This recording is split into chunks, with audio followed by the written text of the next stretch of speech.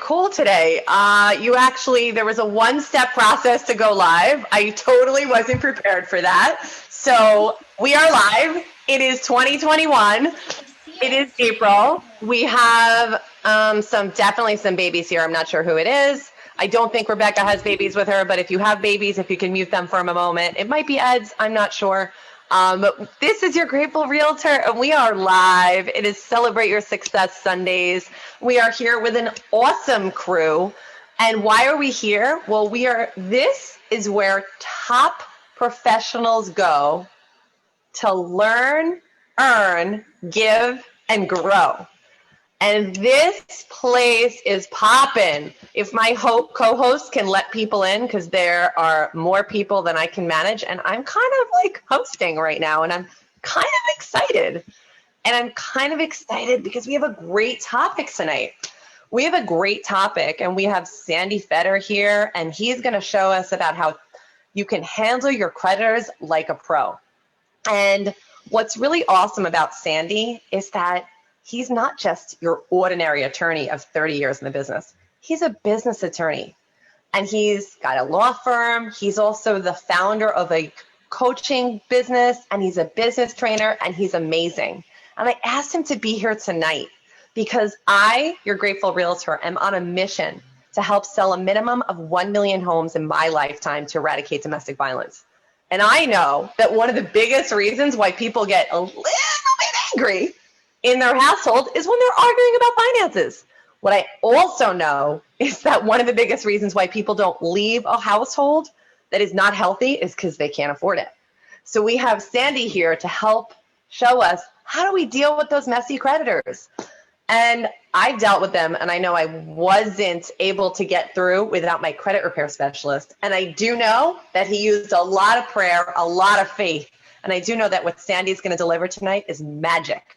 So I'm going to ask you to ask your questions in the chat, ask your questions on Facebook, engage, share, let people know that you are here, you are with us, and stay connected and be ready to rock. And if you want the document that Sandy has shared, comments, and one of us will take care of you. We're on a few different Facebook pages. We're going to be on YouTube, and I'm just super grateful for this entire Celebrate Your Success crew. And Sandy, I'm handing it over to you. Cool. Thanks. All right. Before we jump in, I want to ask, are you supposed to be like a live feed on your Facebook page that I'm supposed to share over to mine? Is that what you want to have happen? I love it. Yes, that's exactly what I wanted to happen. Okay. Even I could figure that out, but I don't see it. So where is it? I'm on your Facebook page. Yeah. And I don't see it. So. Oh, guys, is it on my Facebook page, or did we do it wrong? I don't know, but we want to. It's on there. You might want to. Yeah, it's there. I shared it. Yeah. Okay. Hey, look at this. So folks, if you're seeing this, because this is like, we were totally trying to be discreet about it. And then Sandy's like, I can't let this continue without making sure. Got it. Groovy cool. Okay, here we go. Share, tech, Zoom, Facebook, all the things. I will be in professional mode in just a moment, everybody. I promise it's actually going to happen. You'll see. It's all good because I'm not wearing pants. Is that okay? I'm out of sync with being out of sync. Does that put me in sync? I'm really. Right. I'm waiting. All right. Well, let's see. That'll come up soon. And this is just life in the Zoom era. That's just how it rolls, yo. All right. Share now, public. Good. I'm a mouse click or two away, and I know this is like funky tech weirdness, but it's going to be really valuable and really fun. So sit tight. In about a minute or two, we're going to take off, and it's going to rock and it's going to roll. It's going to do both. I promise. And while you're waiting, if you've ever had a creditor that you dealt with and you have an interesting question, or maybe you're frustrated or anxious about creditors, or you have a friend. Oh dear. Okay. All right. We're getting closer. I promise. This is like the dirty stuff that takes place behind the stage. My money. Forgot to tell me. Like the bass player broke a string, like right before the band's about to go on. You know what I'm saying? Yes. So wait, are you still playing with the strings, or are you good? I'm seconds away because Erica punched me in the head and said I have to share it on my feed. Oh my gosh. My father even came in to stop that madness. We don't believe in those type of things. We don't hurt people. This is a I used the wrong metaphor. Sorry. What's your dad's name? Daniel Siegel. Shalom, Rabbi Siegel. Okay, good. This goes here and that goes there. And I edited my thing and I'm in tech joy at this moment and I'm killing that. And now it's everybody's saying, ready? Showtime at the Apollo. Here we go. Amazing. So if you're ever wondering what it looks like, this is what it looks like. And I have a feeling that this is going to be fabulous because nothing when it comes to creditors is really like simple and joyful all the time. There's challenges, there's upsets, there's fears. All right, here we go. Erica, mute everybody. Here we go. Showtime. All right, everybody, let me see you wave at your camera. Let me see that you're there. We got like live humans out there. I see some photos. I see. Uh-oh, I muted. I muted Sandy. He asked me to mute everybody, so I did. I'm so sorry. Oh, no. Oh, this is cool. I muted you. Yes. Okay. Hello, everybody. All right. So question number one, how many of you have financial stuff that isn't always perfect and smooth? Show of hands. And how many of you would like to learn some mindset and heart set and get some power and leverage over your financial issues? Show of hands. Great. Well, then tonight you're in the right place. My name is Sandy Fetter. Welcome to Handle Your Creditors Like a Pro. That's what we're doing here tonight. Now, first thing, whenever I give a live training, I always want to make sure to acknowledge people who showed up. But I can't reach out and like give you love by Zoom because I'd probably break the screen. So that's not going to happen. So I want to see you in front of the camera. Give yourself a high five and say, congratulations for being here.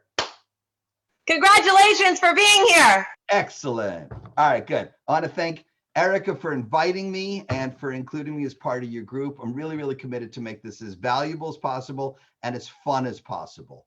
We're going to spend the next little while together. So would it be okay if I told you just a little bit about me so you know who this crazy guy is who's like dumping all this info on screen? Would that be okay? Let me see a thumbs up in the camera. Cool. All right. Erica told you I am an attorney, but I'm still a nice person. So don't hold it against me. Okay. I also have experience through the years in a lot of different careers. I was a college professor. I've been a business development executive. I've been a business trainer. I've been a coach. I've done a lot of things. And I have some experience in real estate as well. I was never a broker, but I was raising investment capital and we used to build strip malls. So I know a little bit about real estate world. And now I'm one of my clients, I'm general counsel to a company, and they are buying properties or leasing offices all the time. So I have my finger in real estate, even without being a broker. I also want to let you know that my specialty over the course of my career has been in creditor and debtor law.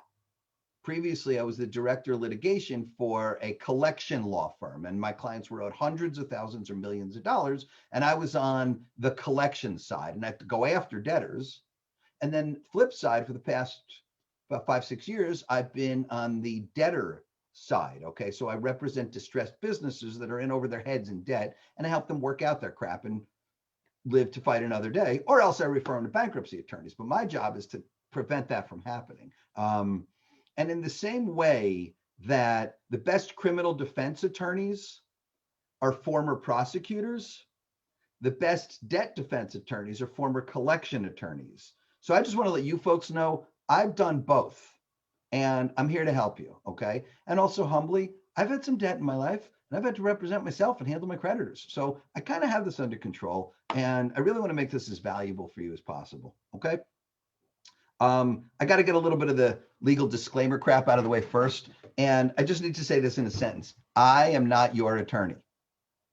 This is not legal advice. You haven't retained me. This is a public environment, so there's no expectation of privacy. There's no attorney-client privilege, nothing. This is just a class. It's broad education. If you have a specific question, I'd love to hear from you. You can email me after, and if I can help, I will. But if you have something particular, you need to talk to an attorney, a tax person, somebody in your jurisdiction, in your state. Okay, so this is not legal advice. I am not your attorney. All right. The other thing I want you to know for sure, every now and then I'm going to look down, and if it's like too shiny from the light and where I used to have hair, I'm sorry. I try not to keep it out of your eye. I'll do the best I can, but I can't swear to it. This isn't specific to any jurisdiction. This isn't New Jersey law, New York law, California, Colorado. It's generically about how to deal with creditors. It'll apply anywhere, but it's not even legal specific or jurisdiction specific. It's just, again, mindset and attitude, and then also tactics, how to talk to your creditors and get them to calm the hell down and back off. Okay. The other key thing is this is not about fighting with your creditors. That's my job, right? And even that, I smooth them out. But for you folks, I'm not advocating that you be whiners or make them wrong or put them down or get in fights. It's just the opposite. I understand that you folks are mostly in real estate and you're business professionals. So it's your job to build relationships and have good communication skills and enroll people in your vision and close the deal. So if you're going to talk to a creditor, you want to be nice and enroll them in your vision and close the deal. This is not at all about warfare. It's about diplomacy. Okay. And I also want to tell you, it's like this. The people you're talking to on the other side of the phone, they're people. They're not machines. They're not your enemy. They're employees of larger corporations. They probably have personal debt themselves. You know what I mean? So it's like, I really always advocate the human, heart to heart kind of communication. You just want to be humane and civil with people and work shit out. I cursed, excuse me. Okay, so I'll finish with this, and I'm going to read a sentence. This is not about evading or avoiding your debt. This is not at all about hiding from your debt. Tonight's presentation is the opposite. It's about how to proactively handle it in a responsible, efficient, and highly ethical manner. Okay? And ultimately, there's one goal. When I teach, I like to try to keep people focused. Okay? By the way, I want to put it out there. There is a link for the PDF. So there's a little guide you can follow along, either on screen or print it while we're playing. I'll maybe do a screen share as well, but the whole thing's pretty straightforward. So, you know, I got it structured in a way that you're going to dig it. Okay. The one key thing that I want you to take away with you is this: when you call any creditor of yours, and that's any creditor, okay, a bank, an insurance company, a credit card, your mortgage, your rent, your landlord, your anybody at all, the IRS, Trenton, Albany, anybody that you're calling and you got to deal with that you owe them money and you don't have enough to pay them right now, the goal is to proactively control the conversation and say this and finish with this. The goal of the call is to craft a repayment plan that's acceptable to you and affordable to me. That's it. Okay. I want you to write that down and remember it. And we're going to say it a lot. Our goal for this call, not this training now, but when you call your creditor, is for us to craft a repayment plan that's acceptable to you and affordable to me. Okay. That puts you on equal footing with them. Okay, cool. So we're going to jump in. All right. I have 5 points here, and, you know, I'm not going to talk till it gets light out. I could, but I'm not going to. Okay. I'm going to try to keep this concise and make it valuable and fun. We're just going to do an A through E. All right. And if you downloaded the PDF, you'll see the outline. All right. I have section A, B, C, D, and E. Okay. And I hope you're taking notes, because each of them sort of starts with the letters of, you know, what letter it's in. All right. So step number 1, you need to do the math first. Letter A, the first piece of what you need to do before you even call your creditor, you got to do an accurate accounting. If you call them and don't even know what's accurate financially, then you're an idiot and they're not going to take you seriously. Okay. You must simply do, how much are they billing me for? How much did I actually pay? Did they give me credit for everything I paid? It went out of my bank account or it went out of my credit card. Do the math. Know for sure what's accurate before you even start. There are a lot of people who call up their creditors and like, they don't even know what they really owe, or they didn't do the math and figure out what the real debt is, and I have clients all the time who aren't given accurate credit. Okay. The other thing that's really important is this: know the difference between, on one hand, here's how much they gave you and here's how much you gave them back. In addition to that, then comes interest, fees, cat food, anything and everything under the sun that they could throw at you. Okay. Interest compiles every day and is always negotiable. Okay. And then default fees and NSF fees and all this other crap, all of that's in addition to the main focus. Don't get distracted if there's 5 different line items on a credit card bill or some demand letter you got from a collection agency or something. The interest, the fees, the default fee, the yada yada fee, the that fee, ignore it. Okay, they're not going to ignore it, but the underlying math is they extended X amount of credit, they put X amount of dollars in your pocket, or your credit card company spent X amount of dollars on your behalf, and you paid them back a certain amount. You just paid them less than they're out of pocket. Start with that. Simple math, trust me, okay? And this is a little weird because usually I teach where there's an audience and I get to go, yes, everybody say yes. Okay, raise your hands and stuff. Let me see that you're out there. Wave at the camera. Groovy, cool. Okay, good.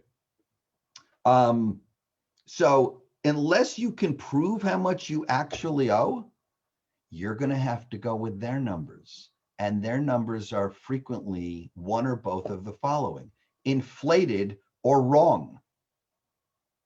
They're not keeping as close track of your debt as you are. It's your job to do the math before you even get on the freaking phone.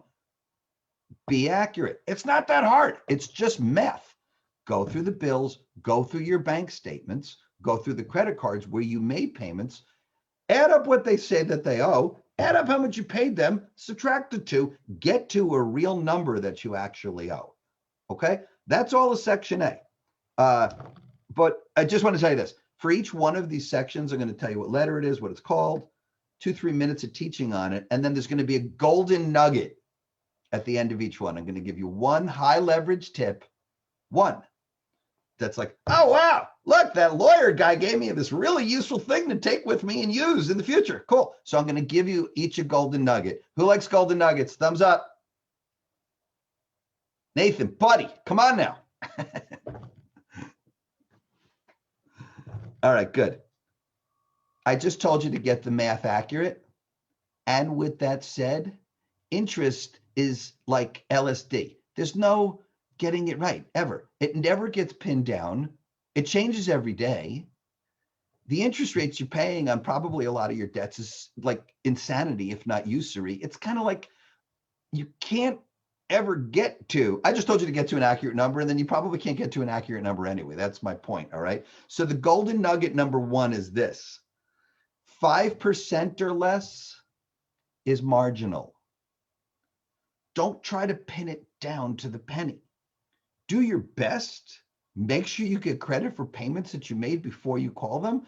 But then it's kind of like if they're piling on fees and interest, and then you call back the next day and their computer shows another $4.87 in interest, you can't get it exact at any point in time, and you don't need to.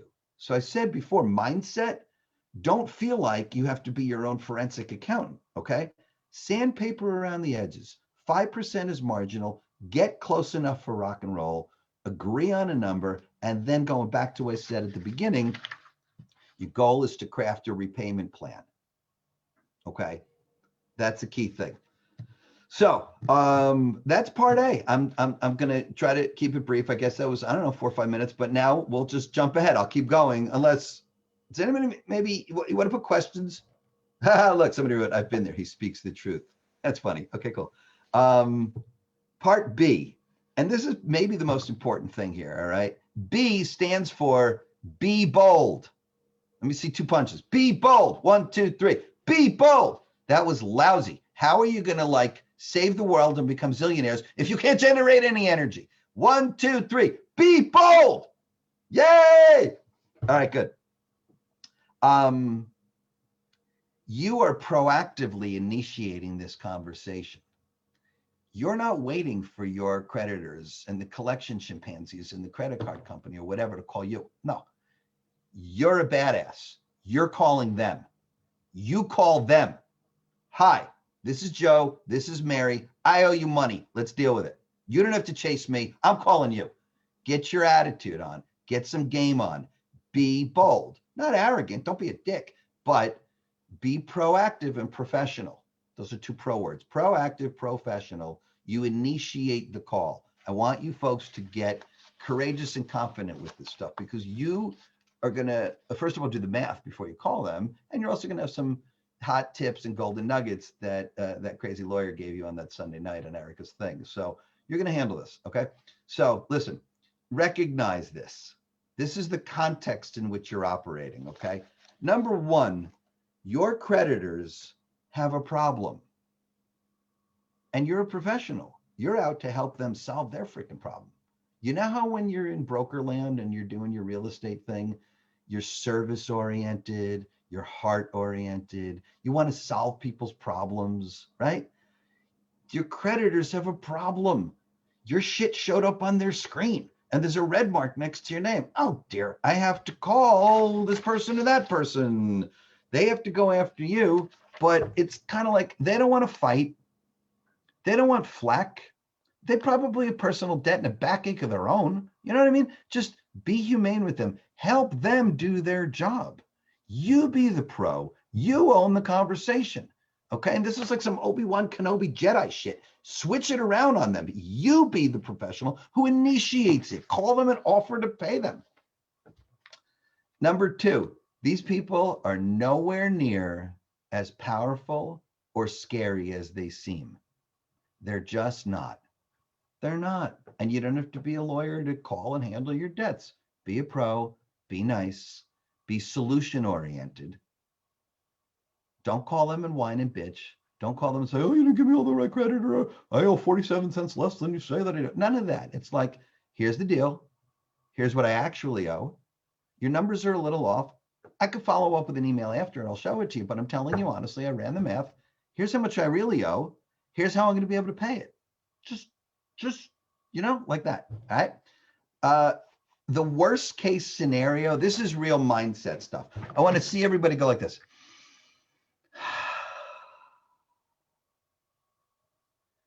Creditors seem really scary. They're going to sue your ass. They're going to evict your ass. You're going to have black marks on your credit report until for 147 years. It's scary. They seem really powerful. They have money. They have organizations. They have websites. They have lawyers. They have access to the courts. They have UCC liens. It seems really scary. I'm telling you two things from experience. One of them is that it's a ton of freaking work. It's burdensome and expensive for them to come after you.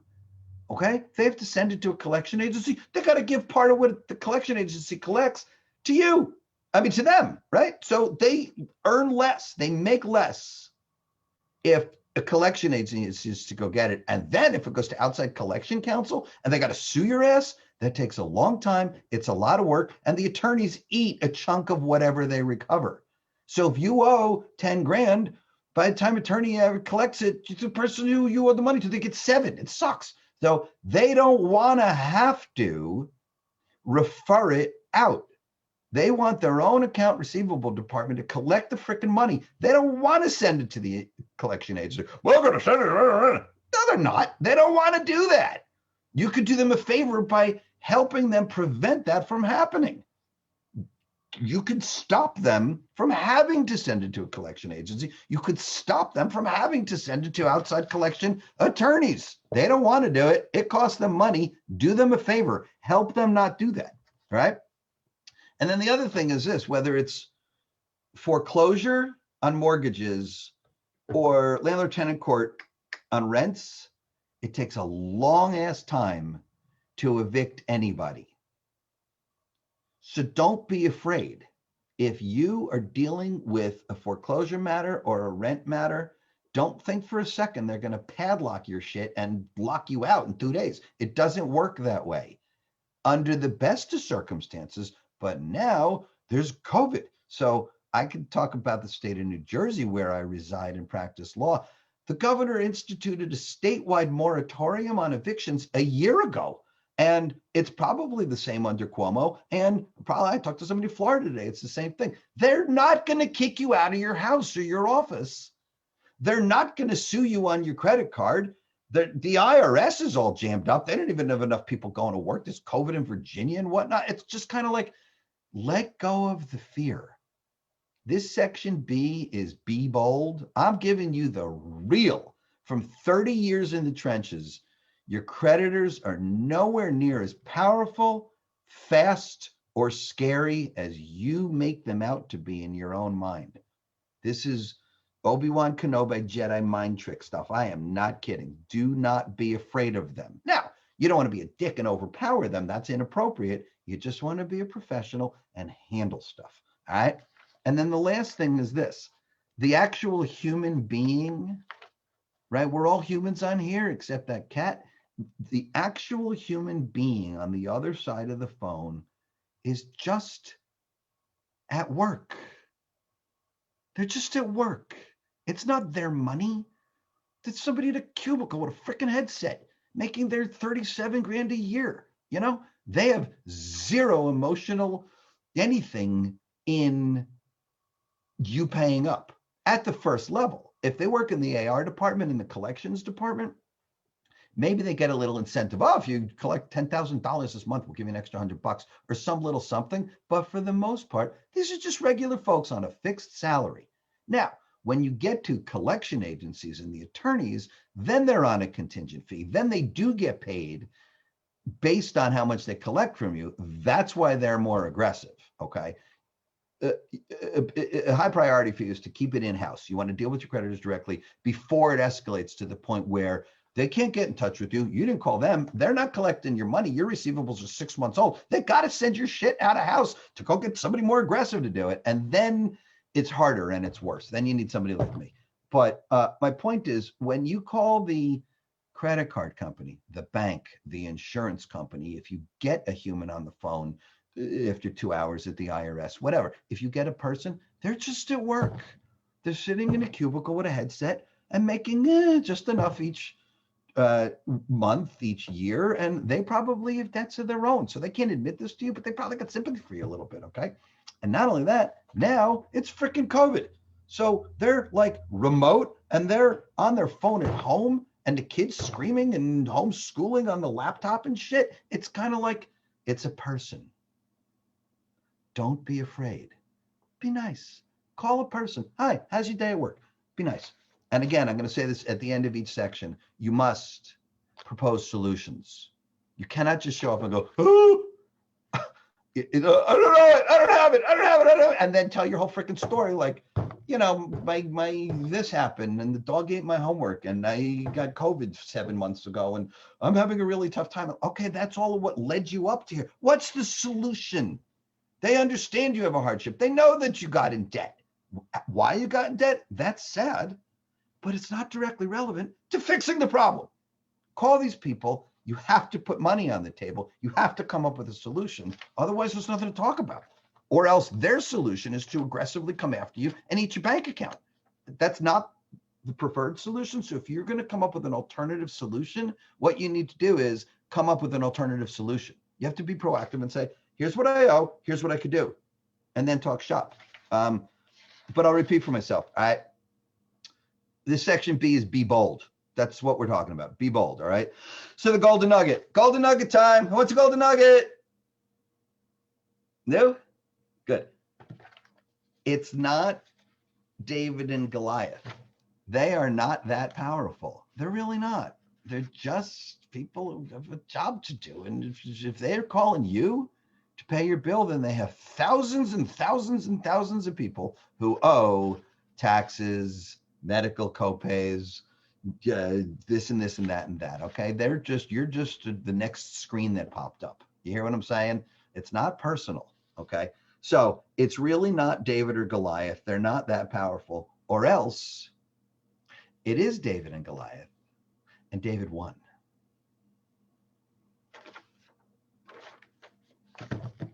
All right, so what section was that? Double punch, ready? On 3, be bold. 1, 2, 3, be bold. That sucked. Let's do it again. 1, 2, 3, be bold. Nice. All right, letter C. C. Communicate clearly, concisely, and confidently. This is the real good stuff. This is the real joy juice now, okay? This is all about the communication stuff. Now we're moving out of the substance of doing the math and who to get through to and all the mechanics of handling your debt. Now it's what to say and how to say it, okay? And you're all business professionals, so you know that the art of enrollment is all in the communication. It's all energy. The stuff, the substance of what you're saying, that's secondary, okay? It's more important how you say it than what you actually say, all right? So here's the thing. And this is now going to be a little bit in the realm of not just sort of debt negotiation, but it's sales training as well, okay? This is going to help you be better brokers. This is not about debt substantively at all, or exclusively about debt. It's about communication skills, okay? And I'll just tell you as an aside, I've worked for myself for 20 years. I've generated all of my own clients. Then on the side, I've generated coaching clients, okay? There was an occasion in the past when I was in real estate, I was raising investment capital, commission only, generating clients. So I have a little bit of a track record and maybe even a little bit of credibility in generating clients and generating the enrollment conversation to get people from hello to yes, okay? So when I talk to you a little bit about relationship building, relationship skills, and sales skills, this is a little bit of a sales seminar for the next 10 minutes, but not specific to debt, okay? Step number 1, establish rapport. It's a person. Establish rapport. Crazy times we're going through, yeah? Hi, what's your name? I didn't hear you. The headset broke up. Hi, what's your name? I'm sorry, I didn't hear that. Mary. Hi, Mary. How's your day so far? Cool, good. Where are you located? I'm in New Jersey. It's pouring today. It's insane. What's it like where you are? Got it. These are crazy times. Are you working from home? Is COVID keeping you at home?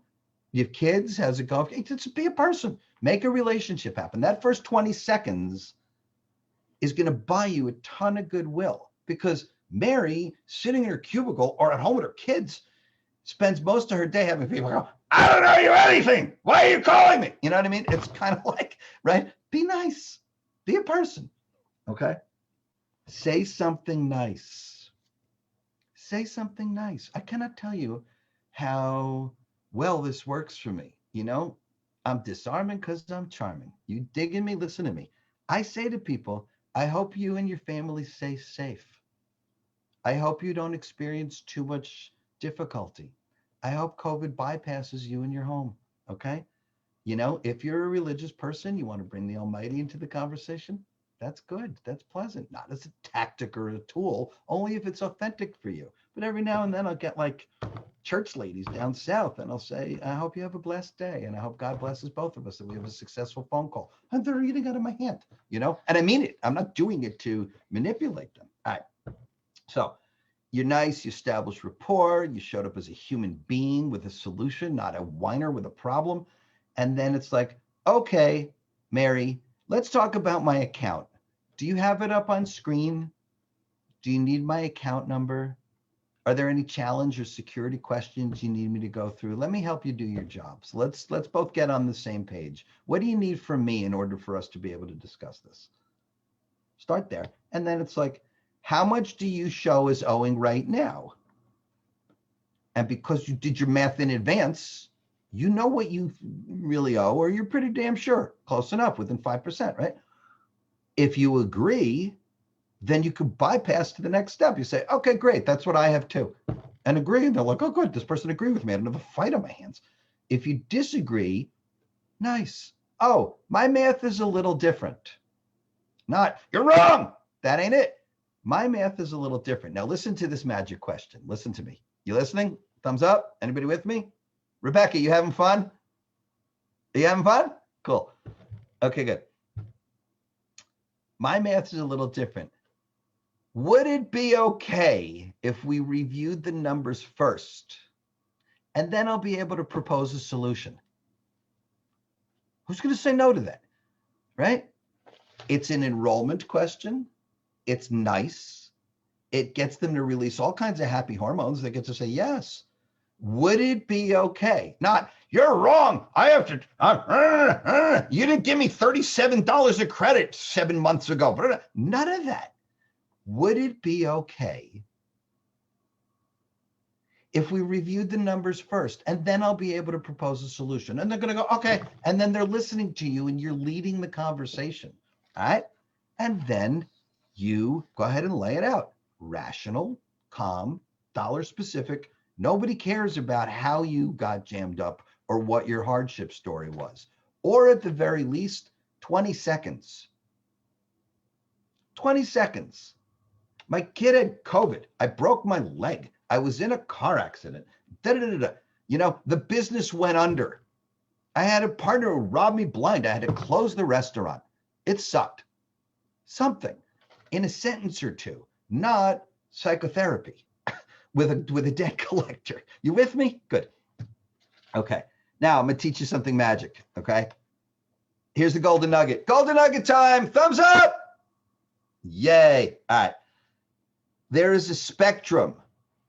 Can you see me here and here and here? All right. This is the magic to communication. Sales, law. I went through a divorce. I had to deal with her attorney, on and on and on. This is the magic to effective communication for professionals. Actually, for humans. Yeah, humans. Is there anybody here who's not a human? Okay, good. This is passive. That's not good. This is aggressive. That's not good. In between the two is where you want to be. You know what's in between passive and aggressive? Assertive. Not aggressive. Not passive. Okay. And not passive aggressive. Correct. I just needed to tell you that that's what was going on in my brain. Back Correct. to you. Good. Good. Erica's brain is still working, everybody. That's nice. Okay, good. So it's all disputes: business, financial, divorce, custody, interpersonal communication. Don't be too aggressive. Don't be too passive. Be assertive. You're calling a debt collector. They have a job to do. Okay? You want to enroll them in your cause. You want them to play with you and like you and do what you're asking. State the facts clearly. Be calm and unemotional. And I'm going to repeat for emphasis, the hardship story, it's not the reason why you're calling them. It's 20 seconds in passing. They know you're in debt. They know you went through some hardship. They know that you got screwed up. And everybody knows that there's COVID, beside which. So you don't have to break your brain convincing them how hard it is for you. That doesn't solve the problem, right? Say your hardship story in passing.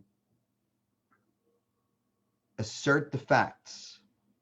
Calmly, quietly, and professionally. I'm telling you, don't be a cream puff. Don't be a jerk. Find the middle ground. Assertive.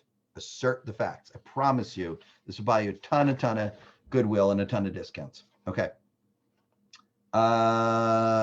Good. All right. Okay, that was part C. Communication is C. Clear, concise, like that. All right, we're up to D. I hope I'm not going overtime. You all still there? Are we having fun? Anybody having fun? I'm having fun. Okay, good. Next comes diplomacy. D stands for diplomacy. Everybody make a big D in front of the camera. D. Ronald Reagan. Come on, bro. D. Right on. All right. It's not at all what you can't do. And I have clients all the time who owe money and they keep telling me what they can't do, what they can't do. And I want to punch them in the freaking head. It's like, don't tell me what you can't do. All that anybody's interested is in what you can do. Deliver the solution. I can't do this. I can't do that. I can't do that. That doesn't move the ball downfield. Make concrete proposals And you remember what my setup at the beginning was a little bit, we're going to craft a solution that's acceptable to you and affordable to me. Affordable to me means what you can do. If they're hitting you up for $1,000 a month and you can't do it, then you can't do it. If you're good for $500 a month, that works. 600, 400, whatever. I'm making up numbers, but the larger point is nobody's interested in what you can't do. That doesn't solve anything. Only speak into what are you able to do to solve the problem. They have a problem. Their screen turned red with your name on it. That's a problem. So you got to do something, or else they're going to send it to the collection agency or the collection lawyers, and then you have a bigger problem because they took their problem and got professionals to handle their problem for them. You have a little bit of a skin rash, you could get goop at Walgreens. That's a small problem. It gets really bad, you have to go to a doctor, right? And it's the same thing for the AR department. Anywhere at all that has a collection matter, they'll do the best they can with what they've got. And if they can't solve their problem under their own roof, then they have to get professionals, specialists. So you want to try to prevent that from happening, all right? Set your terms, invite them to play ball in your ballpark. If you only say no to whatever they're asking, you've nuked their proposal. They're asking you for money at some rate or some interval. And it's kind of like, oh, if you say no, then there's nothing there. There's nothing left. They raised a proposal. You said no. There's no solution on the table. Whose job is it to propose a solution? Yours, because you're a badass. That's the whole entire context we're operating in. I said this earlier, and I'm going to say it again now. Your job is to be proactive, all right? You have to fill in that space, okay? They come up with a proposal. You say, I'm sorry, I simply can't do that. But what I can do is this. And then just flip it around on them, all right? You've taken control of the conversation. You must lay out concrete proposals that you can afford, okay? And sell it. That's what you're doing when you're dealing with your creditors, okay? In sales language and negotiating language, they call this solution substitution. They came up with a solution. You can't afford it, so it's not going to work for you. You're substituting your solution for theirs, and then you've sort of worked on guiding the conversation, all right? All right, it's golden nugget time. Golden nuggets! Nice, all right? This is really good. I do this all the time, and it works, okay? This may be, now we're out of mindset and communication stuff. Now we're in substance. Now we're talking about crafting the deal. I'm talking about dollars on paper, okay? So take off your mindset and your heart set hat, and now it's like actually like, what are you offering, okay? It's kind of this simple. It's called a two-tiered installment plan, okay? Which is phase one for X number of weeks or X number of months is at some lower dollar level until you get back on your feet, until the restaurant reopens, until you close the next deal, until you have more money. And then you go up. I do this all the time. This gets the problem off of the collector's computer screen. Okay, good. We cut some kind of deal, you know? I have people who owe, you know, like some clients who only owe, you know, small 5-figure sums. Most of them owe 6-figure sums. And it's kind of like, great. Okay, my client owes you 190 grand. Well, so I'm going to offer you 160 as follows. I'm going to do 10 a month for 4 months. And then we'll do 20 a month for 6 months. Okay, like that. 10 a month for 4 months to give the clients a chance to make some money and get a grip. And then it goes up 50% or 100%. Tier 1, tier 2. If you offer a 2-tiered installment plan, then you're a pro because you got a golden nugget from Sandy on Sunday night on Erica's show. They're not going to expect that from you. They're going to expect you to whine and bitch and say no. And if you show up pleasant, own the conversation, come up with a practical solution, put money on the table, and say, I need a little time to get back on my feet. Give me a couple of weeks or a couple of months at this lower level, and then I'll go up 50% or 100% for the rest of the time it takes to finish paying off the installment plan. They're going to love you. They're going to say yes. Okay. That's so powerful that I'm just going to stop there. That's part D. That's the diplomacy thing. Okay. Diplomats never go to the table just to explore and see what the hell's going to happen. They go with solutions and an agenda. And that's what I want you folks to do. Okay. All right. We're done with D. Be bold. I'll do that one myself this time. We're up to the fifth part, and then we're getting near the home stretch. Okay. E stands for energy and expectations. And here's what I want you to expect. In debt negotiations and in all of life, the E stands for this. Everything is negotiable. Everything's negotiable. I'd like to see your lips moving on screen now, please. Everybody say it with me. 1, 2, 3. Everything's negotiable. That sucked. How are you going to save the world and become a millionaire if you can't even generate some energy? 1, 2, 3. Everything's negotiable. Awesome sauce. All right, good. You go in there. You should expect success. You're a pro. You're being proactive. You own this shit.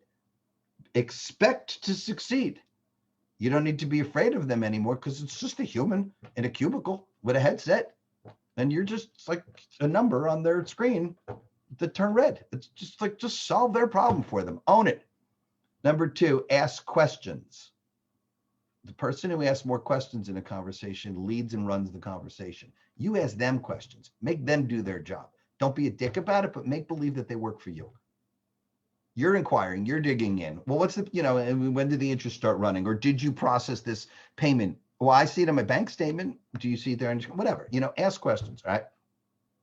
The last, there's a bunch of bullet points here, but what I would say is that the key is repetition. What is it? Wait, what is it?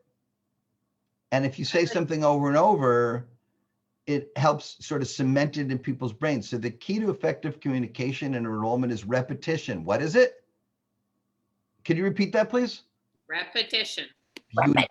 All right. Very, very, very good. Okay. Don't say one thing 5 different ways. Say one thing 5 times. Make it unavoidable. Make it so even the freaking chimpanzee on the other end of the phone who doesn't care about you and isn't paying attention, they can't miss it because you said it 5 times, right? Just and politely, not impatient and annoyed. I already said this. None of that. That's bad energy. You're out to help them because you're a pro, right? It's like, I can't do that. What I can do is this. Well, that won't work, but what I can do is this, and then say the same thing. Repeat yourself, and by the 4th or 5th time, it's like when Obi-Wan and Luke Skywalker with the white stormtroopers. They're like, these are not the droids you're looking for. Yes, these are not the droids we're looking for. The droids you're looking for must be in the city. Yes, they must be in the city. Just like say it over and over until the person on the phone is like, okay, it's become on an energetic level. It's like inescapable. This person called me. They have it completely down pat, and I can't get out of this conversation. They keep saying the same thing, So I'm going to encourage you strongly to manage your energy, manage your expectations. Do remember that everything is negotiable. Also remember around the edges, their interest is horseshit. It's usury. It's shavable, malleable. They don't have to ding you for every penny. They just don't. Okay. And now here's the final golden nugget. I saved the best for last. This is really, really important. This has served me tremendously well in law, in life for decades. Okay. If it's not in writing, it doesn't exist. If it's not in writing, it doesn't exist. I have 100 things to say about this. I'll do the short version. Okay. You have a conversation with Bill, the bill collector over there, okay? And then it's like a week, 2, a month later, you're talking to the next person, and it's like, well, Bill said this, and Bill didn't put it in the computer, and Bill's not at work that day, or Bill hit the lottery and he's in Fiji or whatever. There's no proof whatsoever of what your conversation with Bill, right? None, okay?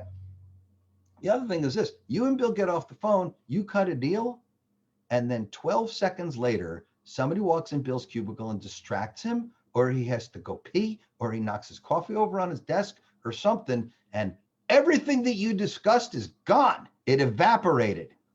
If it's not in writing, it doesn't exist. Okay? It has to go into writing. All right? Now, because you're a professional, well, let's see, substance and process. The substance is what goes into writing. All that really matters is dollars and dates. We spoke on such and such a date, and here's what I'm going to be able to pay, and here's what you said, and here's the dates. And just like the substantive bits are not intellectually complex. It's like dollars and dates, dollars and dates. That's all that really matters in debt collection, all right, and in debt defense. Dollars and dates, dollars and dates. But the procedure is this. Listen to me now. This is the hot golden nugget, and then we're going to go to Q&A. Before you get off the phone, you ask them to put it in writing. Okay, great. Thanks, Bill. I'm glad we were able to negotiate terms now. I owe $8,000. I could do $500 a month for 6 months. That's $3,000. And then I'll be able to go to $1,000 a month for another 5 months. I can't do any better than that. That's the best I can do. I mean, if you want to sue me, then it'll take 3-4 months, and then you're going to get the same result. So why don't you just get me off your screen and let's cut a deal and do it now. I'm not evading this. I know I got to pay it, but you can't get blood from a stone. I can't do all what you're asking me to do. But I called you proactively. I want to get this. So you cut a deal with Bill or Mary or whatever, and then it's like you ask for it. Could you put that in writing? Can I get an email from you? Do you have my email address, Bill?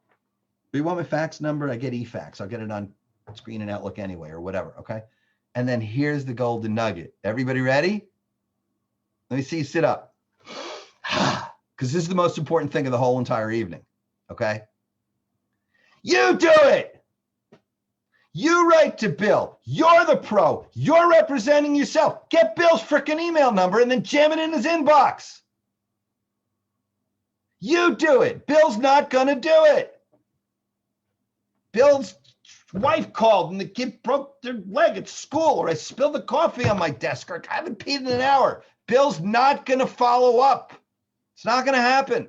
Bill is not going to do it for you. You own it. You do it. I have been doing this in the practice of law and in a lot of other areas of my life for 147 years. You see these gray hairs? I am not kidding. It works. Listen to me. This is what it sounds like. You send the email after. Dear Bill, thank you for your time on the phone today. And then you put the day and the date and the year. Because if it's in front of a judge 2 years from now and it doesn't say what year it is, it may not, if you're trying to submit it into evidence for some reason, just put the day and the date and the year. Be a pro. Dear Bill, thank you for your time on the phone today. Sunday, April 25, 2021. As we discussed, the correct balance due is X. You understand that everybody in my house had COVID and the dog ate my homework, and I just fell on really hard times. One sentence in the hardship story. So accordingly, thank you for agreeing with me that I'll be able to repay X as follows. $500 a month on such and such a date, the 15th of each month for 4 months, followed by $750 a month for X. You know what I mean? You put it in writing. And then the magic trick at the end is this. If this is not how you remember it, or if this is not what we agreed to, or if you remember something different, then please be sure to hit me back quickly or reply to this email. Otherwise, I'll assume that I've memorialized it correctly. 2 sentences. If I'm wrong, tell me. If not, then this is in writing what we agreed to. You send it to Bill. And that does 2 things. First of all, you did his work for him. You're a pro. You spoon-fed the man. And then that becomes binding, or at least weighty. It's like Bill hits the lottery and he's not there a month later. Okay? And they're like, Bill didn't put anything in the computer. It's like, oh, well, I did. Here's my email to Bill. right? And then the other thing is you move on with your life and you have 147 things to do in a given day. And it's like 3 weeks later, it's like, what the hell did I even discuss with that guy? You wrote it down. So you've got a record in your email sent folder, right? When you get off the phone with any one of your creditors, you write down what happened. Do not fail. Don't even stand up. Don't go pee. Don't get a drink. Don't do anything until you write it down while it's fresh in your mind. Because then your coffee's going to spill and you're going to go to the bathroom. And then your coworkers are going to say, hey, you want to go for lunch? And then you're going to get a call. And then you're going to even forget what it was. Don't even stand up. You get off the phone with that bill collector. You write down what happened. You shove it in Bill's inbox. And then that's it. That becomes the operating standard. And Bill's manager 3 months later, and if you can't make the $1,000 payments 3 months from now, the manager's, he's like, Bill never said that, or I never authorized that, yada, yada, yada. Well, politely, here's the email I sent Bill. And I even said at the end, if I'm wrong, tell me. If it's not wrong, then it's going to stand as is. And it's not binding in law, but it carries a lot of weight.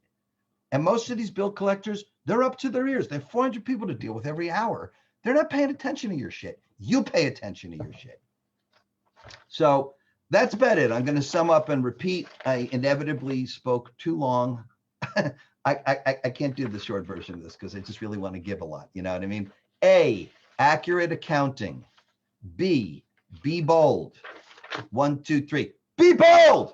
That sucked. One more time. 1, 2, 3. Be bold. Be bold. Nice. C, communicate clearly, concisely, and confidently. D, diplomacy. D stands for deliver the solution. And E, energy, expectations, and everything is negotiable. Everything. So I hope this was valuable. I hope it was fun. And I hope you don't mind me dropping a couple of curse bombs here and there, but so be it. And now I will stay on and do Q&A until all the Q's are A'd. How can I help you? Well, first of all, I just want to say thank you as people are gathering their questions, and also just to let you know that it's possible there might be people here that don't actually feel comfortable publicly asking a question, and that's completely understandable because we're not discussing like, hey, do you want like milk or sugar in your coffee? We're discussing like one of the most challenging things to deal with right now. And look, we have a question, but I really, those F-bombs, like all of the things, and Brittany apologizes. She's so sweet. She's like, I was bathing my daughter and I had to hop off because of all the cursing, but she's like, no, it's cool. She said, it's so hard to not do that. I can't. I know. I listen. I had more F-bombs that came out of my mouth that I didn't even know I had when I had so many creditors chasing me, and it was embarrassing. So here's what I want to say. Anything that's private or specific to yourself or any of your clients individually, that's not what this Q&A is for. Yeah. Okay. And I'm going to stick my email address and my phone number in the chat box. If you want to contact me, I'll be happy to help. This is about broadly, generically, how to do a lot of what we were just doing. It's not about your individual situation. Yeah. You don't have to disclose anything private or financial or confidential or sensitive at all. That's not the purpose here. Okay. So I'm open to questions, and Erica, let's you and I be quiet and let Rebecca go. Hi, Rebecca. Hey, Sandy. Thank you for an awesome presentation. My question is coming to you as a realtor in Texas. And I don't know why we as realtors don't necessarily do a lot of financial help like this with our clients. We're constantly dealing with clients who aren't quite ready to buy yet because their debt to income ratios are not sufficient.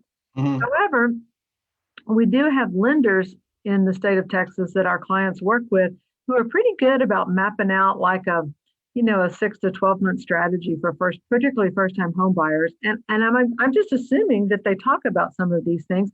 But my question is this, is there any legal liability for realtors to have these kind of conversations with our clients?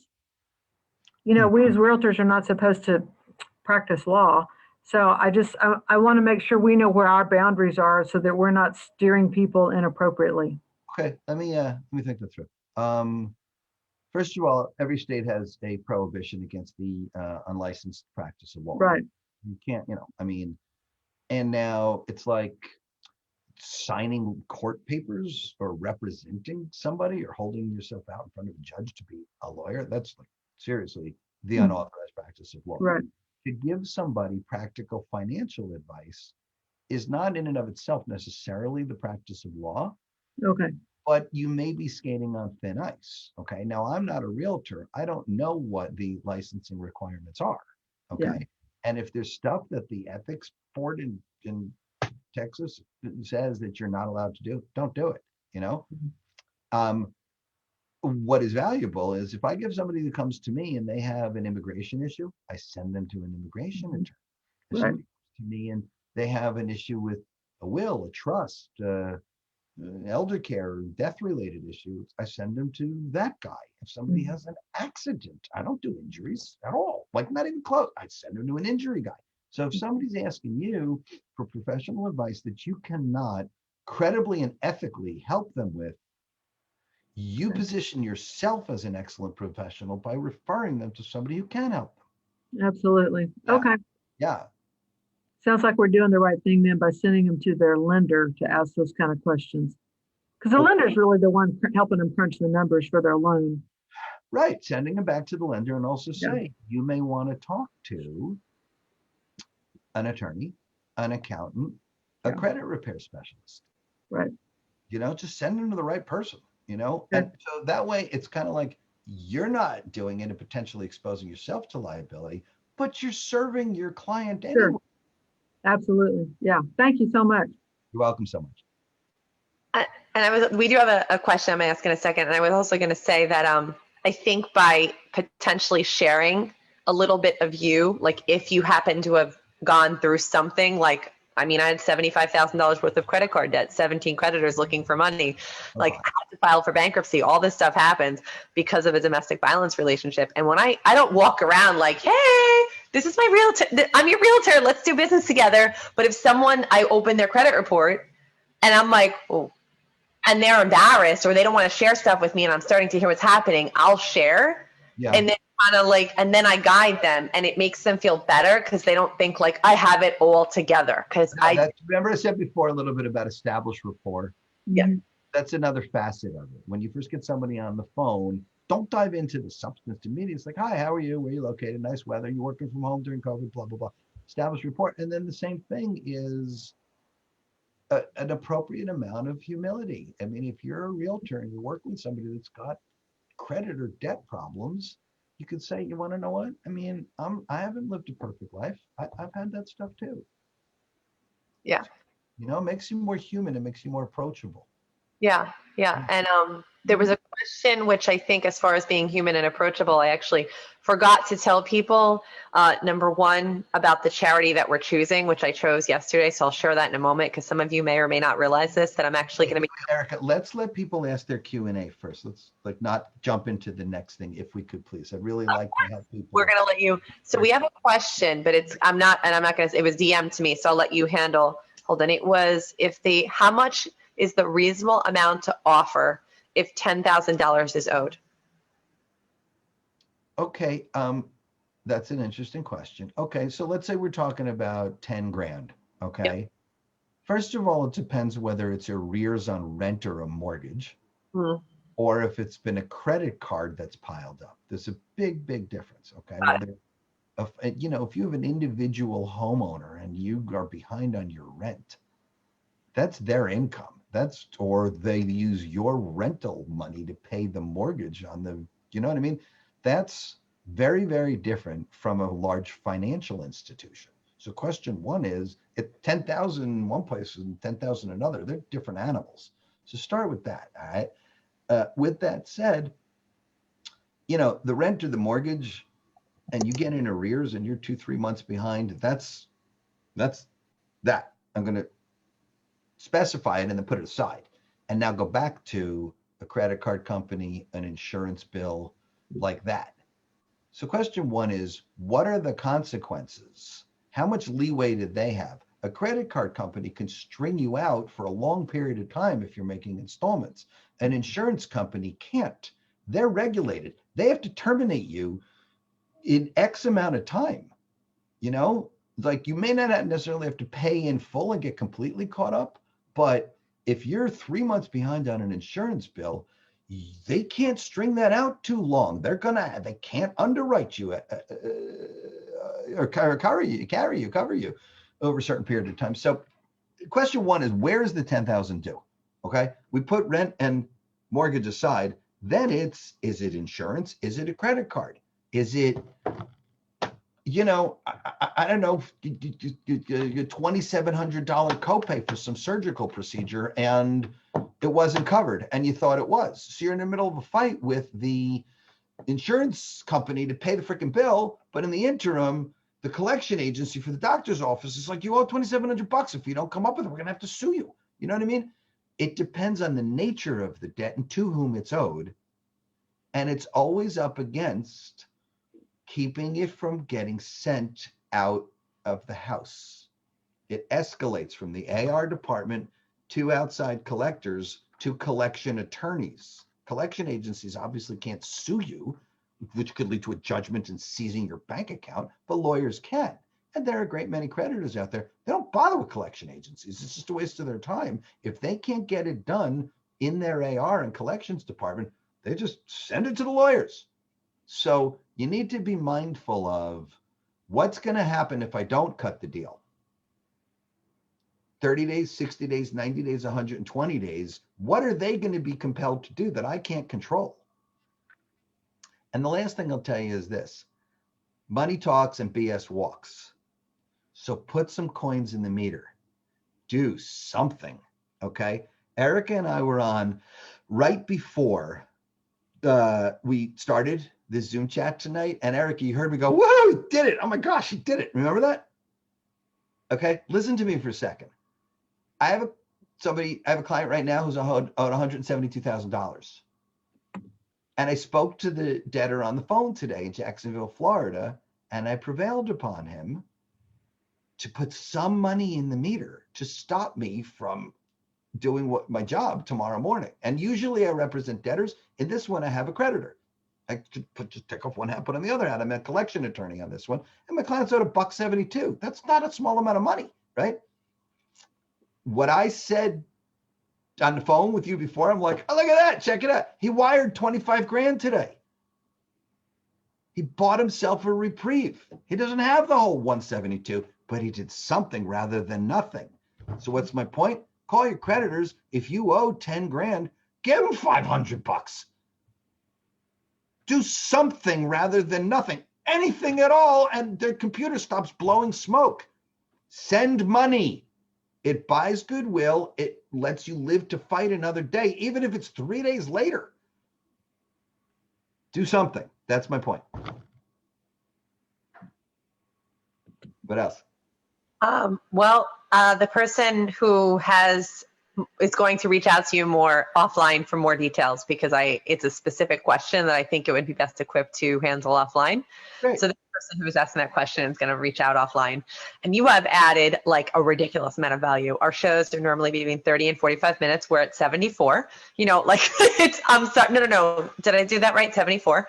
And that is fantastic. We definitely appreciate you. And I want to invite anyone and everyone that if they want more, they need more, that they should 1,000,000% reach out to Sandy. I'm going to drop his information one more time in the chat.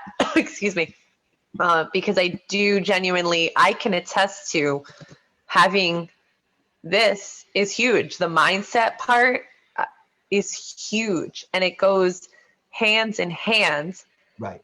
with what we're here for. Now, in addition to helping people buy, sell, rent, or invest anywhere in the world, because we don't just have realtors on this call. We do have past clients. We have potential, business relationships that we can do business with. We have people that I don't even know.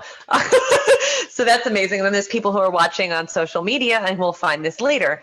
And I want you to know that it is very likely that when you're dealing with creditors that you're going to drop F-bombs. It is very likely. Like it is like almost impossible not to do that. You'd have to do some serious meditation, affirmations, essential oils, like all of that. I try so hard, and it's kind of like I was an attorney in New Jersey for a long time, then in Manhattan for 12 years, and now back in New Jersey. And like, if you ever watch Sopranos, Essex County, that's where it came from. You know what I mean? So it's kind of like I'm a Northern New Jersey, New York guy. I'm just going to drop some freaking F-bombs. There's just no way around it. I try really hard to be spiritual and holy and all these things. And, you know, what can I do? And it brings us back to, again, why we came here tonight, in addition to learn, to earn, to give, grow, Right. to get more than we already know. Yeah. This is, I did choose, and again, the questions can be asked, later, because I want to give people a chance to process this information. This is recorded on my Facebook. It will be on YouTube. Oh dear.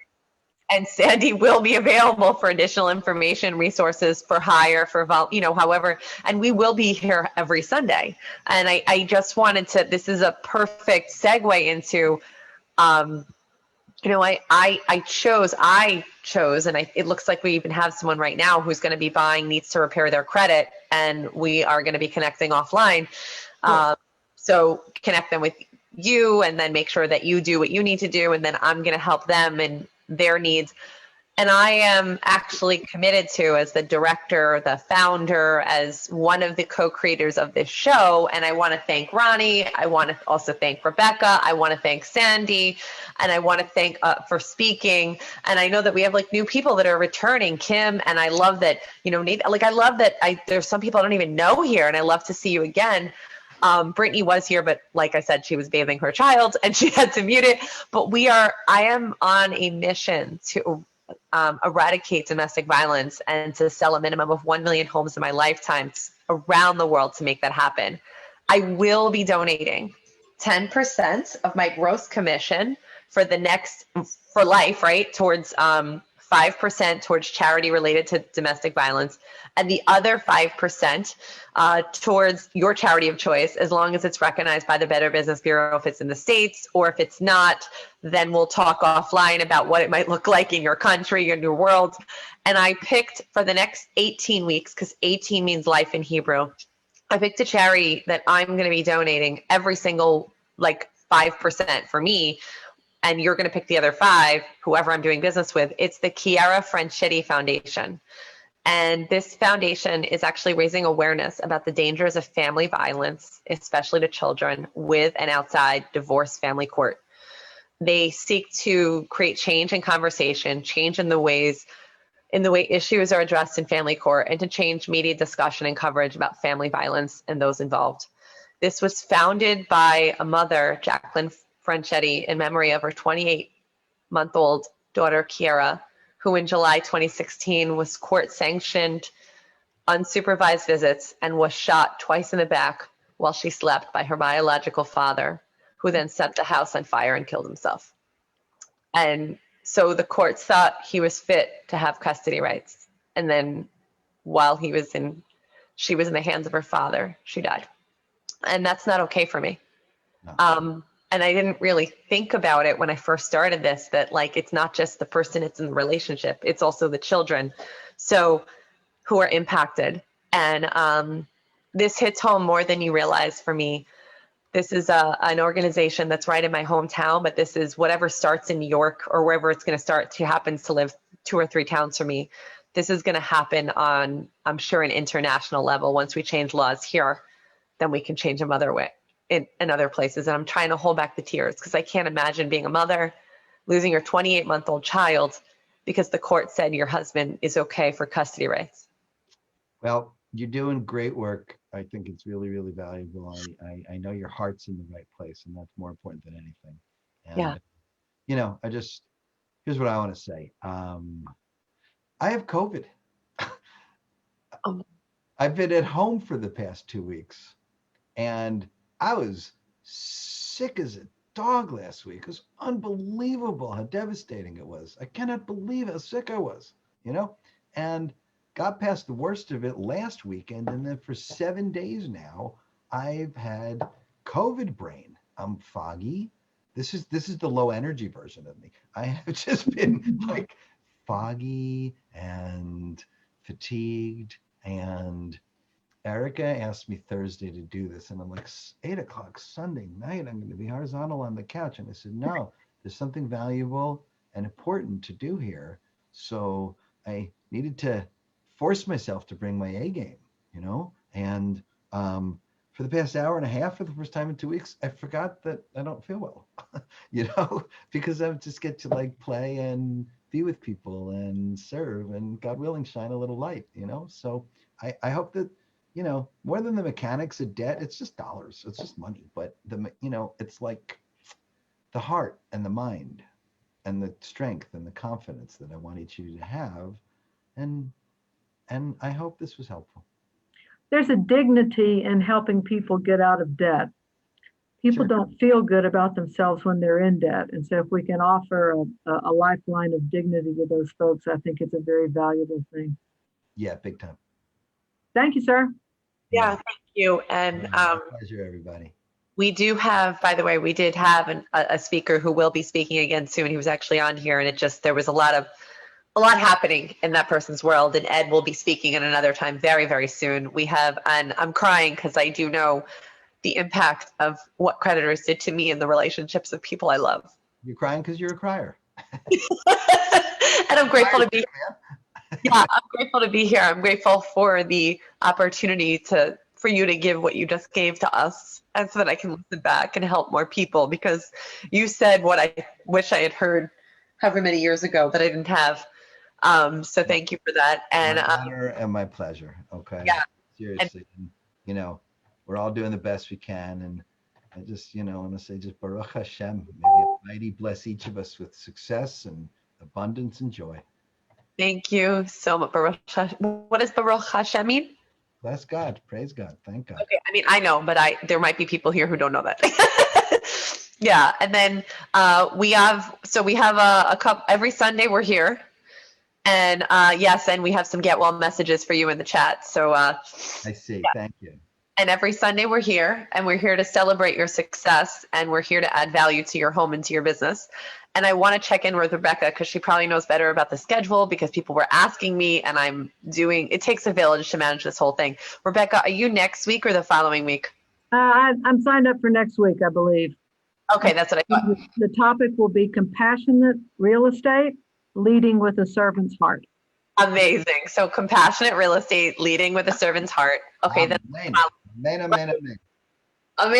It's right. Okay. And Rebecca's here in Texas. She's part of our team, and we've got other realtors here, and we've got real estate professionals here who are going to be adding value. I also know that the following week is going to be Michael Joseph from Captain. His last name is actually not Joseph. That's just what he writes on Facebook. And it's Michael Arati, I believe.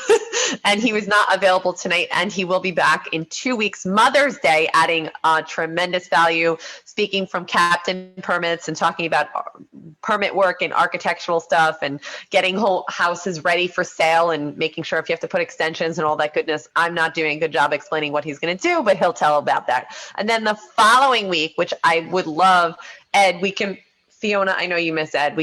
She misses Ed. So Ed, we can confirm with you if that date works. It would be like the third week in May and the third Sunday, and we could connect offline. And if anyone else has someone that they want to have speak here on this show, this is where top professionals go to learn, earn, give, and grow. And together, we will be selling a minimum of 1 million homes in our lifetime to eradicate domestic violence. We can and we will. And so, yeah, please DM me. Let me know. I didn't put my information in the chat, but you can grab it on my Facebook page. This is Fiona. She is done with the show. Hold on, Fiona. Bye-bye. We're going to say goodbye in a moment. Okay, bye-bye. Thank you. You heard us say that we're almost over, so you wanted to say goodbye. So, yeah, we're going to head out. And Ed, did you want to confirm that date? You want to check in with me offline? And is there any final that, Rebecca, you want to say before we leave? And Kim, you can totally speak at some point, too. You're a real estate professional. You got value to add. Ronnie.